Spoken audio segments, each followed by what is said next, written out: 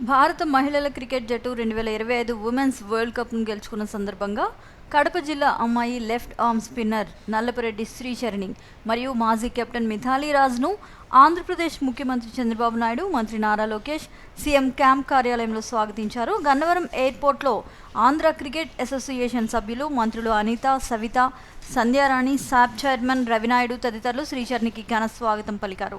ఎంపీలు, మంత్రులు, సాబ్ చైర్మన్ల సాంగత్యంలో శ్రీచరణి, మిథాలీ రాజ్ సీఎం కార్యాలయానికి చేరుకొని వరల్డ్ కప్ విజయ ఆనంద క్షణాలను ముఖ్యమంత్రి చంద్రబాబు, మంత్రి లోకేష్తో పంచుకున్నారు.